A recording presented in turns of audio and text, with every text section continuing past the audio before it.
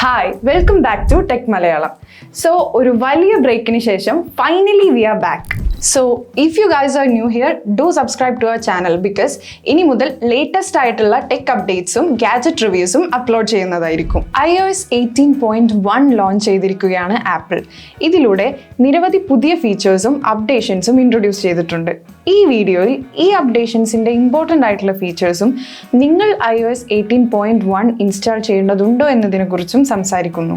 iOS 18.1 launch ചെയ്തിട്ടുള്ള very important ആയിട്ടുള്ള ഒരു ഫീച്ചറാണ് ആപ്പിൾ ഇൻ്റലിജൻസ്. ഇതിലൂടെ നിങ്ങളുടെ ഐഫോൺ കൂടുതൽ സ്മാർട്ടായിട്ടുള്ള ഒരു എക്സ്പീരിയൻസ് നൽകുന്നു. iOS 18.1ൻ്റെ മറ്റ് ഇമ്പോർട്ടൻ്റ് ആയിട്ടുള്ള ഫീച്ചേഴ്സ് നോക്കാം. സിറിയിൽ വന്നിട്ടുള്ള ഒരു അപ്ഡേഷൻ എന്ന് പറയുന്നത് സിറിയുടെ പുതിയ ഡിസൈനും ഇംപ്രവൈസ്ഡ് ആയിട്ടുള്ള ലാംഗ്വേജ് സെൻസുമാണ്. ഇനി നിങ്ങളുടെ ഡിമാൻഡ്സ് അനുസരിച്ച് കൂടുതൽ ആക്യുറേറ്റ് ആയിട്ടുള്ള ആൻസേഴ്സ് നൽകാൻ സിറിക്ക് സാധിക്കും. റൈറ്റിംഗ് ടൂൾസിൽ വന്നിട്ടുള്ള ഫീച്ചേഴ്സ് എന്ന് പറയുന്നത് നിങ്ങളുടെ റൈറ്റിംഗ്സിനെ പ്രൂഫ് റീഡ് ചെയ്യുവാനും പുനരാഖ്യാനം ചെയ്യുവാനും കമ്പൈൽ ചെയ്യുവാനും സഹായിക്കുന്നു. ഇനി നമുക്ക് iOS 18.1 ഫോട്ടോസിൽ കൊണ്ടുവന്നിട്ടുള്ള ഫീച്ചേഴ്സ് നോക്കാം. ക്ലീനപ്പ് നിങ്ങളുടെ ഫോട്ടോസിലെ അനാവശ്യമായിട്ടുള്ള ഒബ്ജക്ട്സിനെയും ആളുകളെയും റിമൂവ് ചെയ്യുവാൻ സഹായിക്കുന്നു.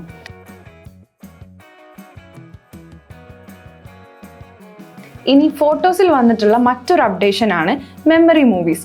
നിങ്ങളുടെ ഫോട്ടോ മെമ്മറീസ് ബേസ് ചെയ്തുകൊണ്ട് കൂടുതൽ ക്രിയേറ്റീവ് ആയിട്ടുള്ള ഓട്ടോമാറ്റിക് വീഡിയോസ് ജനറേറ്റ് ചെയ്യുന്നു.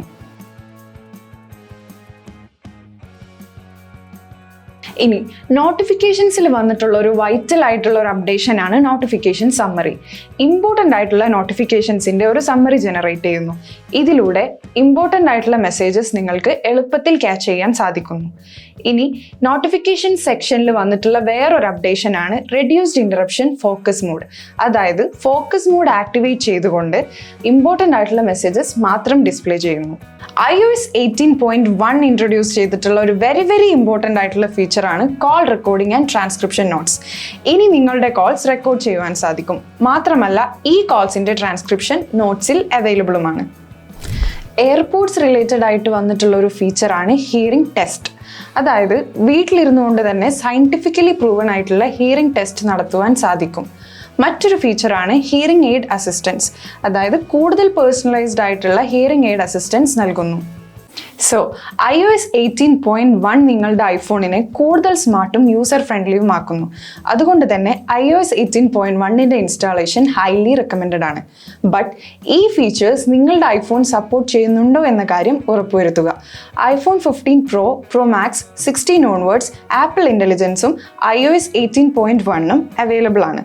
So as I said, installation of iOS 18.1 is highly recommended. So that's it for today and see you in the next.